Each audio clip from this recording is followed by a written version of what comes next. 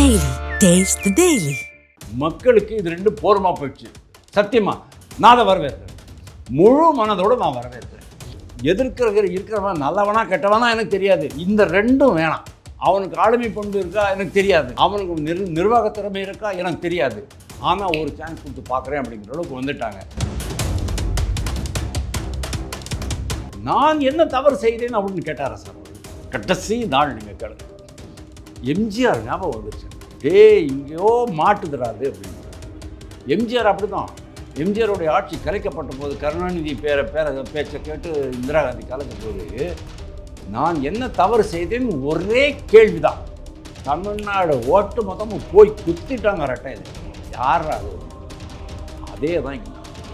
இன்னும் கொஞ்சம் கூட ஒரு 10%, ஒரு 5% வாக்குகள் அந்த பக்கம் போயிருக்குன்னு சொன்னால் விஜய் ஸ்வீப் பண்ணியிருப்பார். 140, 150 இடங்களுக்கு போயிருக்கு. நிச்சயமா சார். சென்னை எங்கள் கோட்டை கோட்டைன்னு சொல்லுவாங்கல்ல, கருப்பு சிவப்பு கொடின்ட்டு, அதுக்கு பெரிய நாமமாக போட்டு போயிட்டாங்களா. 2 தொகுதி நம்ம துறைமுகம் ஒன்று, சேப்பாக்கம் ஒன்று தான் மிஞ்சிருக்கு. 2 தான். இதுக்கு யார் காரணம்? டிஎம்கே காரணம். எவ்வளவு திமிரு பிடிச்சி ஆடினாங்க அவங்க. திமுக காரன் தான் விஜய்க்கே போட்டிருக்கேன்னு சொல்கிறாங்க. டிஎம்கே, விசிகா, காங்கிரஸ் இல்லைன்னா விஜய்க்கு இவ்வளோ வராது. கரெக்டாக சொன்னீங்க. இவ்வளோ வரதான். இப்போ டிஎம்கே காரன் உள்ளுக்குள்ளேயே மகிழ்ச்சி. என்ன காரணம் தெரியுமோ? நீங்கள் உங்கள் அப்பா கிட்டேருந்து ஆட்சியை பிடிச்சது மட்டும் இல்லாமல், கட்சியை பிடிச்சது மட்டும் இல்லாமல், உங்கள் பையனையும் எங்கள் தலைமையில் கட்டிட்டீங்க. இந்த மாதிரி நீங்கள் போய்கிட்டு இருக்கீங்கன்னு சொன்னால் அப்போ நாங்கள்லாம் யாரையா? டிஎம்கே காரன் போடாமல் இந்த அளவுக்கு விஜய்க்கு வர்றதுக்கு சான்ஸே கிடையாது. நான் ஒத்துக்கிறேன். என்ன ஆயிட்டு இருக்கு அப்படின்னா, இப்போ விஜய் டிஎம்கே இருக்கு முன்னால், ஏடிஎம்கே இருக்கு இந்த பக்கம். Now the point is,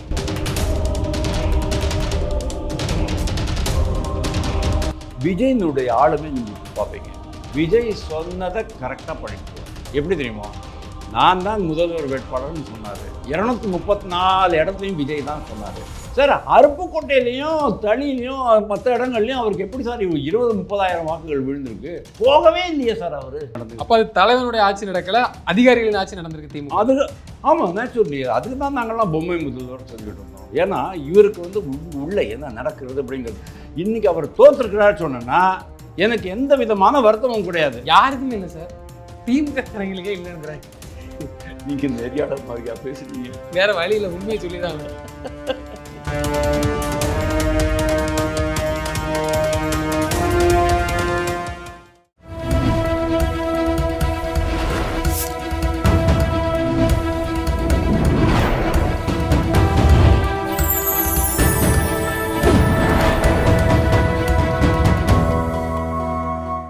channel 5 Tamil நேயர்களுக்கு வணக்கம். இன்றைய நேர்காணலில் நம்மோடு பேச இருப்பது அரசியல் விமர்சகர் வாசுதேவன் அவர்கள். சார் வணக்கம் சார்.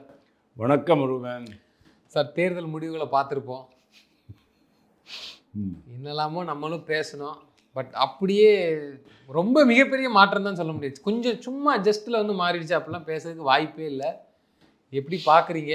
விஜய் ஆட்சி அமைப்பாரா? ஒத்துழைக்கிறதுக்கு எந்த கட்சி அவரோட போகும்? கள நிலவரம் என்ன? இது அலையா சூறாவளியா இது சொல்ல தெரியல. புயலாக போயிடுச்சோ. ஆனால் எதிர்ப்பு வாக்குகள் அப்படிங்கிறது உண்டு. அதாவது விஜய்க்கு ஆதரவு வாக்குகள் நான் சொல்ல மாட்டேன், ஆனால் எதிர்ப்பு வாக்குகள் கண்டிப்பாக இருக்குது. எடப்பாடி பழனிசாமி தலைமையிலான அதிமுகவுக்கும் எதிர்ப்பு வாக்குகள் தான் இருந்திருக்கு. அதனால தான் மொத்தமாக இங்கே போயிட்டுருக்குன்னு நான் பார்க்குறேன். பட்டு 23ஆம் தேதி அந்த வாக்கெடுப்பு நடக்கிற அன்னைக்கு நான் என்னுடைய ஓட் போட்டு முடித்ததுக்கப்புறமா வெளியில் போயிட்டு நான் பேசும்போதெல்லாம் எனக்கு என்ன தோணுச்சுன்னு சொன்னால், மக்கள் மாற்றத்தை விரும்புகிறாங்க, டிஎம்கே ஆட்சி போகணும்னு விரும்புகிறாங்க அப்படிங்கிறது ரொம்ப கிளியராக இருந்தது. அது there is no doubt about it. ஆனால் எதிரில் எடப்பாடி பழனிசாமி ஏடிஎம்கேக்கு ஒரு கூட்டணி இருக்குது. கூட்டணி இருக்கும்போது ஓகே, இவர்கிட்ட கூட்டணி இல்லை, இவர் தனித்து வெற்றி பெற முடியாதுன்னு மக்கள் நினச்சி ஏடிஎம்கேக்கு தான் போடுவாங்கன்னு நான் நினச்சிக்கிட்டு இருந்தேன். நான் நினச்சேன் ஒரு 125, 130 இடங்கள் கூட்டணியோட ஜெயிச்சிருவாங்க அப்படின்னு நினச்சேன். பட் அது ஆகலை. ஆனால் மக்களுக்கு ஏன் விஜய் பின்னால் போயிருக்கிறாங்கங்கிறதுக்கு 2 ரீசன் நான் உங்களுக்கு சொல்கிறேன். ஒன்று, லேக்லஸ்டர் லீடர்ஷிப்பு. இப்போ இருக்கிற லீடர்ஷிப் ரெண்டுமே, எடப்பாடி பழனிசாமி ஆகட்டும், முக ஸ்டாலின் தோற்று போயிட்டார் சார். தோத்துட்டார். அப்போ நீங்கள் சொன்னது கரெக்டு. அப்போது அந்த இடத்துல தலைவருக்குன்னு விழுந்த ஓட்டு தான் விழுந்திருக்கு விஜய்க்கு. கரெக்ட். அந்த இடத்துல அப்போ நிரூபிச்சிட்டார். 100%. நான் ஒரு லீடர்னு நிரூபிச்சிட்டார்ல. அதாவது அப்படி கூட நான் சொல்ல மாட்டேன். அதாவது இப்போ இருக்கிற இது வந்து ஒரு அதிரடியான தலைமை கிடையாது. ஜெயலலிதா இருக்கும்போது எந்த மாதிரியான ஒரு அதிரடி அரசியல் அவங்க பண்ணாங்க. ஜெயலலிதாவும் மத்திய அரசை எதிர்த்துக்கிட்டாங்க. காங்கிரஸாக இருக்கட்டும், மன்மோகன் சிங்காக இருக்கட்டும், இல்லைன்னா இவங்களாக இருக்கட்டும், Jayalalithaa was always against central government. இவரும் ஆன்டி மோடி. ஓகே. ஆனால் ஜெயலலிதா அது எப்படி விளையாடினாங்க அப்படின்னா, தன்னுடைய ஆளுமைத்தன்மையை அதிகப்படுத்திக்கிட்டாங்க. அதாவது பொதுமக்களுக்கு மத்தியில் இவங்க யார் கண்டாலும் பயப்பட மாட்டாங்க, செஞ்சு காமிச்சிருவாங்க அப்படிங்கிற மாதிரியான அந்த ஒரு ஆளுமை, அந்த பண்பு அவங்கக்கிட்ட இருந்தது. மக்கள் அதை புரிஞ்சுக்கிட்டாங்க. ஆனால் மு.க. ஸ்டாலின் அப்படி கிடையாது. மு.க. ஸ்டாலின் வேணும்னு திமிர் பிடிச்சி தான் அவரை வந்து இது பண்ணுறாரு. இவருக்கு ஒன்றும் செய்ய முடியாது, சென்ட்ரல் கவர்மெண்ட் பார்த்து பயந்துட்டார், அப்படி அதனால தான் அவர் வந்து சென்ட்ரல் கவர்மெண்ட்டை எதிர்க்கிறாரு அப்படிங்கிற மாதிரி. அதாவது ஒரு மிகப்பெரிய ஆளுமை பண்பு இருக்கிற மாதிரி மக்கள் அவங்க நினைக்கல. ஏன்னா எல்லாமே அந்த மாதிரி தான். கருணாநிதிக்கு ஈக்குவல் கிடையாது இவர், ஜெயலலிதாவுக்கு ஈக்குவல் கிடையாது எடப்பாடி பழனிசாமி. அப்படி இருக்கும்போது ரெண்டுமே லேக்லஸ்டர், ஒரு மாதிரி ஒரு ஜேடட்னா தலை நிறச்சி போன ஒரு லீடர்ஷிப் அப்படிங்கிற மாதிரி தான் அவங்க பார்த்தாங்க. இங்கே வந்து ஒரு யங் மேன் இருக்கிறார். அது ஒரு காரணம். ரெண்டாவது காரணம் என்ன அப்படின்னா, இவங்க வந்து தொடர்ச்சியாக கழகம், இந்த கழகம் அந்த கழகம் ரெண்டு எல்லாரும் வந்து பொருளாதார வளர்ச்சி இருக்குது அப்படின்றாங்க, எல்லார் கையிலையும் மொபைல் இருக்குதுங்கிறாங்க, சாலை வசதி பெருக்கிட்டோங்கிறாங்க. ஆனால் கடைசியில் மழை வந்துச்சு சொன்னால் அந்த சாலை எப்படி இருக்குன்னு பாருங்கள். நெல் கொள்முதலில் பிரச்சனை பண்ணிகிட்டு இருக்கீங்க. ஒரு ஒன்றும் இல்லை, ஒரு மின் இணைப்புக்கு நாங்கள் வந்து என்னோடய பேரை சேஞ்ச் பண்ணணும்னு சொன்னால் நான் அங்கே 1000 ரூபா லஞ்சம் கொடுக்க வேண்டியதாக இருக்குது. அதாவது அடிப்படையில் ரெண்டு கழகங்கள் ஆட்சியிலையும் எந்த விதமான மாற்றமுமே இல்லை. அப்போ அந்த மாற்றத்துக்கான அந்த ஓட்டும் தாவேக்காக, அந்த மாற்றத்தை தான் மக்கள் விரும்புகிறாங்க. அதாவது மக்கள் ஒரு கொஞ்சமாவது சுகமாக இருக்கணும், கொஞ்சம் வாழ்க்கை நல்லா ஈஸியாக இருக்கணும். ஒன்றும் இல்லை சார் அப்படி அதுக்காண்டி விழுந்ததுங்கிறத தாண்டி வம்படியாக விஜய் வரணுங்கிறதுக்காண்டி விழுந்த ஓட்டு இருக்குல்ல, இவர் தான் வரணும், நல்லதோ கெட்டதோ போடுறா ஓட்டை அப்படின்னு தானே நீங்கள் பேசுகிற. ஓகே வம்படி தான் நான் ஒத்துக்கிறேன். ஆனால் அந்த வம்படி ஏன் வருதுன்னு சொன்னால், விஜய் உதயம் ஆகிறாரு. விஜய்க்கு ஒரு தனி கவர்ச்சி இருக்குது கண்டிப்பாக. இப்போது எடப்பாடி பழனிசாமி மு.க. ஸ்டாலினை விட விஜய் கவர்ச்சிகரமானவர் தான், சந்தேகமே கிடையாது. எஸ்பெஷலி லேடிஸுக்கு அது ஒன்று. அதை தவிர அவர் வந்து ஒரு புதிய முகம் ட்ரை பண்ணி தான் பார்க்கணும். எனக்கு தெரியாது ஆளுமை என்னங்கிறது, எனக்கு தெரியாது சார். நேற்றுக்கு வரைக்கும் நீங்கள் வந்து இதில் ஃபிலிம் செட்டில் இருக்கிறீங்க, ஃப்ளோரில் இருக்கிறீங்க. இன்றைக்கி வந்து முதலமைச்சர் நாற்காலியில் உங்களை உட்காந்து வச்சு கையில் பேனாவை கொடுத்து டேபிளை போட்டு ஒரு செக்ரட்டரியேட் போட்டு வச்சுட்டோம். நாளைக்கு நீங்கள் என்ன பண்ண போகிறீங்கிறது நம்மளுக்கு தெரியாது. ஆனால் we will give a chance. ஏன்னா we are fed up with ADMK, we are fed up with DMK. அதுதான் மக்களுடைய நிலை. நான் அதை புரிஞ்சுக்கல. நான் என்ன நினச்சேன், விஜய் வந்து ஆளுமை பண்பை நிரூபிக்க அவசியம் இல்லைங்கிற அளவுக்கு பொதுமக்கள் வந்துட்டாங்கன்னா அதுக்கு யார் சார் காரணம்? அதுக்கு யார் காரணம்? அந்த அளவுக்கு மக்களுக்கு ஒரு விரக்தி இருக்குது உங்கள் மேலே அப்படின்னு சொன்னால், உங்களுடைய வாக்குறுதிகள் காரணமாக, உங்களுடைய சட்டம் ஒழுங்கு சீரமைக்காதது காரணமாக. பி. சிதம்பரம் சொல்கிறாரு, குறைகள் இருந்தன ஆட்சியில், அதை திமுக தலைமை சரி செய்யவில்லை, வரும் ஆட்சி அதை சரி செய்ய வேண்டும்னுட்டு இப்போ சொல்கிறீங்க. ப. சிதம்பரம் இப்போ சொல்கிறாரு, முதல்ல சொல்லிருக்க வேண்டியதானே. இப்போ எல்லாரும் வந்து குத்தம் சொல்லிட்டு இருக்கீங்க. இல்லை அது காங்கிரஸுக்கு பொழப்பே தானே. சந்தர்ப்பம் வரும்போது தாவிக்கணும், எப்படி சந்தர்ப்பம் வரும்போது தாவிக்கணும், அதெல்லாம் அவங்களுடைய ஆனால் டிஎம்கே கூட கூட்டணி வேணுங்கிறதுல முக்கியமாக வேலை பண்ணது ப. சிதம்பரம் தான். அப்போ மட்டும் உங்களுக்கு அந்த ஆன்டி இன்கம்பன்சி இருக்குங்கிறது தெரியலையா? பாயிண்ட் என்ன தெரியுமா ரூபன், மக்களுக்கு இது ரெண்டு போர்மா போயிடுச்சு. சத்தியமாக நான் அதை வரவேற்கிறேன், முழு மனதோடு நான் வரவேற்கிறேன். இருக்கிறவன் நல்லவனா கெட்டவனா எனக்கு தெரியாது, இந்த ரெண்டும் வேணாம். அவனுக்கு ஆளுமை பண்பு இருக்கா எனக்கு தெரியாது, அவனுக்கு நிர்வாக திறமை இருக்கா எனக்கு தெரியாது. ஆனால் ஒரு சான்ஸ் கொடுத்து பார்க்குறேன் அப்படிங்கிற அளவுக்கு வந்துட்டாங்க. ஆனால் எனக்கு என்ன ஒரே ஒரு வருத்தம் அப்படின்னு சொன்னால், தமிழ்நாட்டில் என்றைக்குமே இந்த மாதிரி பண்ணது கிடையாது. இங்கே கொஞ்சம் அங்கே கொஞ்சம் பண்ணது கிடையாது. ஒன்று இந்த பக்கம் மொத்தமாக கொடு, இல்லைன்னா இந்த பக்கம் மொத்தமாக கொடு. ஓகே, தொங்கு சட்டசபைன்னு வரவே வராது. ஆனால் இந்த ட்ரிப்பு வந்தது காரணம் என்ன அப்படின்னா, விஜய் உண்மையிலேயே ஆளத் தகுந்தவரா, அவர் கையில் அதிகாரம் கொடுக்கலாமாங்கிறத இன்னும் நிறைய பேர் ஒத்துக்கலைங்கிறது உண்மை. ஓகே, ஒரு சாரார் ஒத்துக்கிட்டு இருக்கிறாங்க. அந்த வாக்குகள் அவர் பக்கம் போனதுனால அது டிஎம்கே பயங்கரமாக டேமேஜ் பண்ணிடுச்சு. ஏடிஎம்கேயும் டேமேஜ் பண்ணிடுச்சு அப்படிங்கிறத பார்க்குறோம். இன்னும் கொஞ்சம் கூட ஒரு 10%, ஒரு 5% வாக்குகள் அந்த பக்கம் போயிருச்சுன்னு சொன்னால் விஜய் ஸ்வீப் பண்ணியிருப்பார். 140, 150 இடங்களுக்கு போயிருக்கும். இப்போதைக்கு ஒரு 22%லேருந்து 25% தான் போயிட்டு இருக்குது. நிச்சயமா சார். சென்னை எங்கள் கோட்டை கோட்டைன்னு சொல்லுவாங்கல்ல, கருப்பு சிவப்பு கொடின்ட்டு, அதுக்கு பெரிய நாமமா போட்டு போயிட்டாங்களே. 2 தொகுதி நம்ம துறைமுகம் ஒன்று, சேப்பாக்கம் ஒன்று தான் மிஞ்சிருக்கு. 2 தான். ஆச்சரியம் முட்டுது. ஏன்னா அம்மையார் ஜெயலலிதா அவர்கள் இருந்த போது கூட சென்னையில பெருசா வரட்டா கூட சதனை வச்சு வந்தாங்க, ஆட்சி பிடிச்சாங்க. இதுக்கு யார் காரணம்? அமைச்சர்கள் காரணம். இதுக்கு யார் காரணம்? டிஎம்கே காரணம். எவ்வளவு திமிரு பிடிச்சி ஆடினாங்க அவங்க, எவ்வளவு திமிரு பிடிச்சி ஆடினாங்க. ஏன் நான் என்ன கேட்குறேன், உனக்கு செய்ய முடியுமானா நீ செய்ய. சும்மா நீ வந்து மத்திய அரசு பழி போடாத. எல்லாத்துக்கும் மத்திய அரசு மேலே பழி போட்டுக்கிட்டு இருந்தீங்க சொன்னால் நீங்கள் 4 லட்சம் கோடிக்கு பட்ஜெட் பண்ணுறீங்க. இதை நீங்கள் என்ன பண்ணீங்கன்னா அவங்க கேட்குறோம். கரெக்ட். இன்னொன்று என்ன சொல்கிறாங்கன்னா, இவங்க நினச்சாங்க விஜய் அவர்கள் திமுக ஓட்டை கணிசமாக பிரிப்பார்னு. மொத்த ஓட்டையும் திமுக தான் போட்டிருக்காங்கிறாங்க. திமுக காரன் தான் விஜய்க்கே போட்டிருக்கேன்னு சொல்கிறாங்க. டிஎம்கே, விசிகா, காங்கிரஸ் இல்லைன்னா விஜய்க்கு இவ்வளோ வராது. கரெக்டாக சொன்னீங்க. இவ்வளோ வர சான்ஸ் இல்லை. தொடர்ந்து விஜய் அவர்கள் அண்ணா திமுக ஓட்டை தான் பிரிப்பாருன்னு அவங்க சொல்ல, இவங்க தரப்புல இருந்து திமுக ஓட்டை தான் பிரிப்புன்னு சொல்ல. ஆனா இப்போ என்ன ரிசல்ட் வந்திருக்குன்னா, மொத்த ஓட்டு திமுக காரன் தான் போட்டிருக்காங்கிறாங்க. டிஎம்கே காரன் போடாமல் இந்த அளவுக்கு விஜய்க்கு வர்றதுக்கு சான்ஸே கிடையாது. நான் ஒத்துக்கிறேன். ஏன்னா மார்ஜின் நீங்கள் பாருங்க, 20,000 25,000 மார்ஜின் வந்துகிட்டு இருக்கு, அதிகமாக வருது. அதான் ஆச்சரியமா இருக்கு. நீங்கள் பார்டர் நம்ம என்ன சொல்லிக்கிட்டு இருந்தோம், உங்கள் சேனல்லே நம்ம என்ன சொல்லிக்கிட்டு இருந்தோம், 3 பேர் இருக்காங்க ப்ளஸ் நாம் தமிழர் இருக்கும்போது பார்டர் எல்லாம் வெற்றி 2000 வாக்குகளில் வித்தியாசத்தில் வெற்றி பெற்று விடுவோம் அப்படி தான் சொல்லிக்கிட்டு பேசிகிட்டு இருந்தோம். ஓகே, இன்றைக்கி என்னடான்னா ஒட்டுமொத்தம் அந்த பக்கம் போயிட்டுருக்கு. எப்படி 39க்கு 39 அடித்தாங்க 2024 டிஎம்கே. காரணம் ஏடிஎம்கே பாஜகவுக்கும் அண்ணாமலைக்கும் பாடம் கற்றுக் கொடுக்க முயன்றது. இருக்கிற ஏடிஎம்கே வாக்குகளெல்லாம் டிஎம்கேக்கு மாற்றினாங்க அவங்க. அதே தான் இன்றைக்கி அந்த ஏடிஎம்கே வாக்குகளும் விஜய் பக்கம் போயிருக்குங்கிறத நம்ம பார்க்குறோம். இல்லைன்னா ஏடிஎம்கே பாருங்கள், கோயம்புத்தூரில் வேலுமணி மட்டும், பாக்கியெல்லாம் க்ளீன். அந்த அளவு ரொம்ப ஆச்சரியமாக இருக்குது சார். நான் வரவேற்கிறேன் அப்படிங்கிறேன். நான் என்ன சொல்கிறேன், நான் என்ன சொல்கிறேன், நீங்கள் ரொம்ப தான் ஆடாதீங்க. உங்களுக்கு ஆட்சி வந்துடுச்சு, அதிகாரம் வந்துடுச்சு, பெரிய ஆளுமே மண்ணாங்கிட்ட அதெல்லாம் ஒன்றும் கிடையாது, நீ இவ்வளோதான் அப்படிங்கிறத மக்கள் உங்களுக்கு வந்து கண்ணாடி காமிக்கிறாங்க. இதுதான் இந்த ஏடிஎம்கேயும் டிஎம்கேயும் புரிஞ்சுக்கணும். இதனாலலாம் நாளைக்கு ஏடிஎம்கே டிஎம்கேக்குள்ளே என்ன சரி, இப்போது அதை விட்டுருங்க. இப்போ தொங்கு சட்டசபை இவர் 107 105 அந்த ரேஞ்சிலே தான் இருக்கிறாரு. இன்னும் 10 15 வேணும். இப்போது இவர் யார் காலை பிடிக்க போகிறாரு? இப்போது என்ன ஆயின்னு இருக்குது அப்படின்னா, இப்போ விஜய் டிஎம்கே இருக்குது முன்னால், ஏடிஎம்கே இருக்குது இந்த பக்கம்.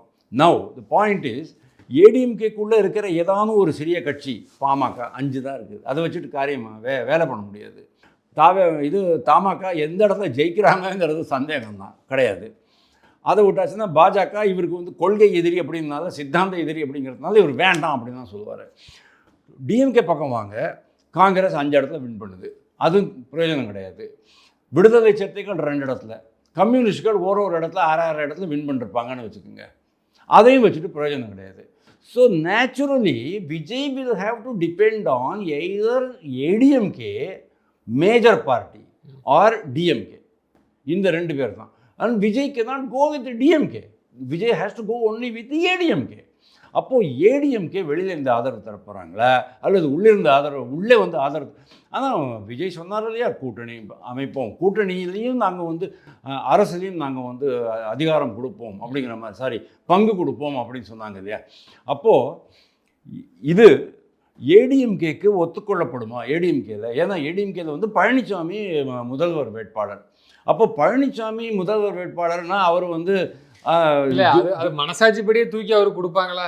40 சீட்டை வாங்கிக்கிட்டு இதெல்லாம் ஏன் எடப்பாடி பழனிசாமி எங்களுக்கு வந்து நான் என்ன கேட்குறேன், அவருக்கு இது கொடுக்கணும் முதல்ல. ஏன் எனக்கு வந்து ஆட்சி பண்ணி அனுபவம் கிடையாது. நீங்களே முதல்வராக இருங்கன்னு சொன்னா உங்களுக்கு வேண்டாம்னு சொல்லுவீங்களா?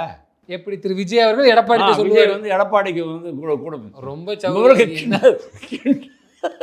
நான் கிண்டல் தான் பண்ணேன். அதெல்லாம் நடக்காது. விஜயினுடைய ஆளுமே நீங்கள் இப்போ பார்ப்பீங்க. விஜய் சொன்னதை கரெக்டாக பண்ணிட்டு போவார். எப்படி தெரியுமா, நான் தான் முதல்வர் வேட்பாளர்னு சொன்னார். 234 இடத்துலையும் விஜய் தான் சொன்னார். ஜெல்லாச்சா? ஒரு வீட்லேயும் ஒரு விஜய் ஒரு விஜி இருக்கான் அப்படின்னு சொன்னார். அது ஜெல்லாச்சா? ஒரு குடும்பத்துலையும் எனக்கு ஒரு ஓட்டு வாங்குங்க அப்படின்னாரு.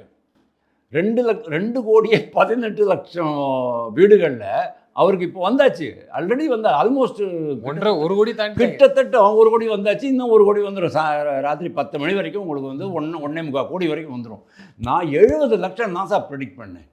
சார் அருப்புக்கோட்டையிலையும் தளியிலையும் மற்ற இடங்கள்லையும் அவருக்கு எப்படி சார் 20-30,000 வாக்குகள் விழுந்திருக்கு? போகவே இல்லையே சார் அவர். தோவரங்குறிச்சிக்கு போகல, குறிஞ்சிப்பாடிக்கு போகல, ஆனால் ஓட்டுகள் விழுந்திருக்கு. அப்படின்னா என்ன அர்த்தம்? மக்களுடைய அதாவது சார் மு.க. ஸ்டாலின் ஒரு விஷயம் சொன்னார்.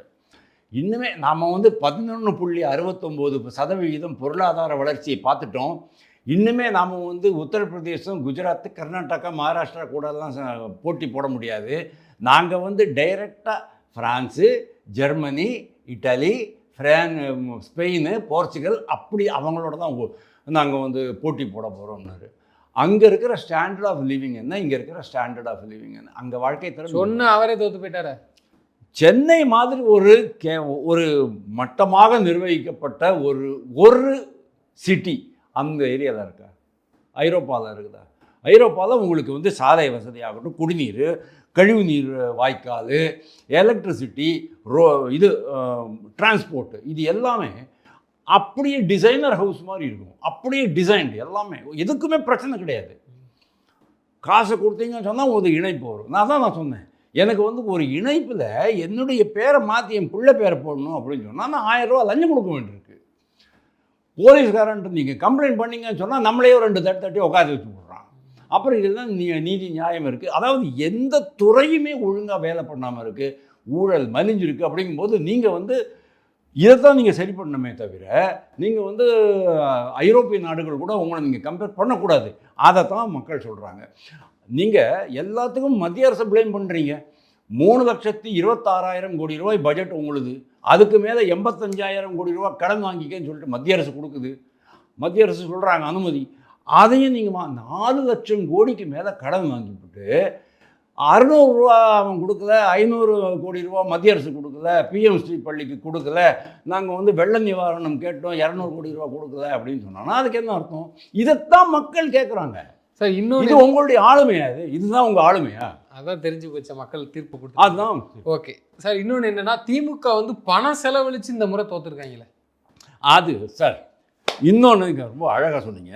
எப்படி விஜய் அவருடைய அந்த இதெல்லாம், அதாவது நான் என்ன தவறு செய்தேன்னு அப்படின்னு கேட்டாரா சார் அவர்?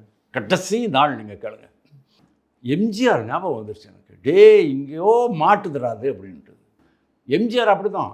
எம்ஜிஆருடைய ஆட்சி கலைக்கப்பட்ட போது, கருணாநிதி பேச்சை கேட்டு இந்திரா காந்தி கலைச்ச போது, நான் என்ன தவறு செய்தேன்னு ஒரே கேள்விதான்.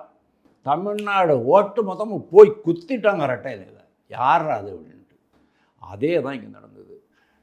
ஏன்னா பொதுமக்கள் இன்றைக்கி நினைக்கிறாங்க விஜய் மேலே எந்த தப்பும் கிடையாது, ஆளுங்கட்சி தான் தப்பு, காவல்துறை தான் தப்பு. காவல்துறை யார் கையில் இருக்குது? மு.க. ஸ்டாலின் கையில், முதல்வர் கையில் இருக்குது, அவருடைய தப்பு தான் இது அப்படின்ட்டு இவங்க பாட்டுக்கு திருப்பி அவங்க கூடவே செந்தில் பாலாஜி வரை 55 நிமிஷம் வீடியோ, அப்படியே அது அப்படியே ஆச்சு, இது இப்படி ஆச்சுன்னு சொல்லிட்டு அந்த சம்பவம் நடந்த அன்னைக்கு என்ன நடந்ததுங்கிறதெல்லாம் விலாவாரியாக பேசிவிட்டு. கரெக்ட். இதெல்லாம் எரிச்சல் வருமா வராதா? இதை விட பெரிய உங்கள் வேலையை நீங்கள் ஒழுங்காக பண்ணதை. இதை விட பெரிய எரிச்சல் என்னன்னா, பிரதமர் மோடி அவர்களே தவறு செஞ்சிருந்தால் கையெடுத்து கும்பிட்டுட்டு, நான் தவறு செஞ்சு என்னுடைய ஆட்சியில் தவறு நடந்துட்டு ஒத்துக்கிட்ட பக்கம் உண்டு, ஒரு தலைவர்களுக்கு உண்டு. ஐயா ஸ்டாலின் போய் கேட்டால் அதிகாரிகள் தப்புனா சரிங்க, உண்மையில் நான் கண்டிக்கிறேன், தப்பு தான் சொல்லவே மாட்டேங்கிறேன், நேரத்துல பேசுறாரு. எங்க ஆட்சியில் எங்க நடந்துச்சு, எங்க ஆட்சியில் என்ன நடந்துச்சு? அதாவது இந்த பேச்சு morally corrupt, morally bankrupt அப்படிம்பாங்கல்ல. அதாவது அந்த அறம் இல்லாத ஒரு ஆட்சி நடந்து. அப்போ அது தலைவனுடைய ஆட்சி நடக்கல, அதிகாரிகளின் ஆட்சி நடந்திருக்கு திமுக. அது ஆமாம், நேச்சுரலி. அதுக்கு தான் நாங்கள்லாம் பொம்மை முதல்வர் சொல்லிக்கிட்டு இருந்தோம். ஏன்னா இவருக்கு உள்ள என்ன நடக்கிறது அப்படிங்கிறது. இன்றைக்கி அவர் தோற்றுருக்கிறார் சொன்னா எனக்கு எந்த விதமான வருத்தமும் கிடையாது. யாருக்குமே இல்லை சார், திமுகங்களுக்கே இல்லைங்கிறாங்க.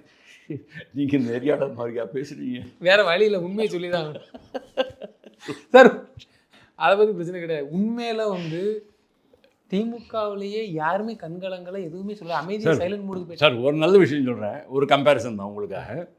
பர்கூரில் ஜெயலலிதா தோத்தாங்க. ம். அதாவது ஏடிஎம்கேக்கு அந்த பெருமை கிடைச்சது, சிட்டிங் முதல்வர் தோற்றார் அப்படின்னுட்டு. இங்கே இப்போது முதல்வர் மு.க. ஸ்டாலின் கருணாநிதி பரம்பரை, அதாவது என்ன முத்தமிழ் காவலர் கருணாநிதி வாரிசு அப்படின்னு சொன்னவர் இன்னைக்கு வந்து தோத்துட்டு இருக்கிறார். ரெக்கார்டை அதாவது அந்த ரெக்கார்டு இங்கே ஸ்ட்ரைட் ஆகி போச்சு. ஓகே, அதாவது அதிமுகவுக்கு ஏற்பட்ட பெருமை இவங்களுக்கும் வந்திருக்கு. இல்லை, திமுக காரங்க மத்தியிலையுமே தலைவர் தோத்துட்டாருன்னு எந்த ஃபீலிங்குமே இல்லையே.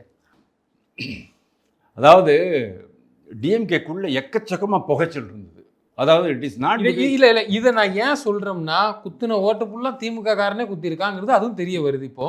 அப்போ உங்களுக்கே துரோகம் பண்ணியிருக்கான், உங்க பரம்பரை திமுக காரன் தான் போட்டது. அந்த நிலைப்பாட்டில் ஐயா ஸ்டாலின் தோத்து போறாரு எவனுமே ஃபீல் பண்ணல. எவனும் ஃபீல் பண்ண மாட்டான். என்ன காரணம் கேட்டால் அவனுக்குள்ளே இருக்கிற கொந்தளிப்பு. ஏன்னா நீங்கள் டிஎம்டிகே கொண்டு வந்தீங்க, எல்லாம் உள்ள ஓபிஎஸை கொண்டு வந்தீங்க, ஒரத்த நாடு வைத்தியலிங்கத்தை கொண்டு வந்தீங்க. அந்த வைத்தியலிங்கம் ஜெயிச்சிட்டாரு. எனக்கு வாய்ப்பு போச்சு இல்லையா? 30 வருஷமாக நான் கஷ்டப்பட்டு இருக்கேன் ஒரத்த நாடு சைடில். பாப்பா தான் சார் மொத்தமாக இதெல்லாம் நீங்கள் பண்ணுற தப்பு இல்லையா? கரெக்ட். போட்டும்டா அப்படின்னா விடுறான். இப்போ டிஎம்கேக்காரன் உள்ளுக்குள்ளேயே மகிழ்ச்சி. என்ன காரணம் தெரியுமோ? நீங்கள் உங்கள் அப்பா கிட்டேருந்து ஆட்சியை பிடிச்சது மட்டும் இல்லாம, கட்சி பிடிச்சது மட்டும் இல்லாமல் உங்கள் பையனையும் எங்கள் தலைமையில் கட்டிட்டீங்க. ஒரு டிஆர்பி ராஜா, ஒரு கௌதம் சிகாமணி, ஒரு கதிர் ஆனந்த், அப்புறம் அங்கே ஒரு கேஎன் நேருவோட புள்ள, கேகேஎஸ்எஸ்ஆர் பெரியசாமி பையன், பெரியசாமி பையன், இந்த மாதிரி நீங்கள் போய்கிட்டு இருக்கீங்கன்னு சொன்னால் அப்போ நாங்கள்லாம் யாரையா 50 வருஷமா அதைத்தான் நீங்கள் வந்து எப்படி வாரிசு அரசியல் பண்ண முதல்ல கட்சி வழங்க. டெல்டா மாவட்டத்தில் 2-3 வருஷம் முன்னாலே அந்த இது நடந்தது இல்லையா? அந்த உள்ளாட்சி தேர்தல் நடக்கும்போது கேஎன் நேரு போயிட்டு சமாளிக்கவே முடியல. கேஎன் நேருவால் அவ்வளவு உட்கட்சி பூசல். 50 வருஷமாக நாங்கள் கட்சிக்கு போஸ்டர் ஒட்டிக்கிட்டு இருக்கோம், எங்களுக்கு ஒன்றுமே கிடையாதான் அப்படிங்கிற மாதிரிலாம் பேசிகிட்டு இருந்தாங்க அவங்க. அதனால மு.க. ஸ்டாலின் தோத்தது என்னை பொறுத்த வரைக்கும் இந்திரா காந்தியோடைய மகன் சஞ்சய் காந்தியும் தோத்தாங்க. பார்த்தீங்களா 1977 அராஜகத்தின் உச்சம், ஆணவத்தின் உச்சம், அந்த எமர்ஜென்சி பீரியடில். நீங்களாம் பிறந்தே இருக்க மாட்டீங்கப்பா. நாங்கள்லாம் பார்த்தோம், கேள்விப்பட்டிருக்கோம், நாங்கள்லாம் பார்த்தோம், நாங்கள்லாம் இருந்தோம், ரோட்டில் வந்து குதித்தோம் நாங்கள்லாம். அந்த மாதிரி இங்கே அப்பாவும் பிள்ளையும் தோத்துருந்தாங்கன்னா இன்னும் நல்லா இருந்திருக்கும் அப்படின்னு நான் ஃபீல் பண்ணுறேன். தேங்க்யூ. நிச்சயம் சார். தொடர்ந்து எங்களுக்கு கருத்துக்களை பயந்தமைக்கு நன்றி.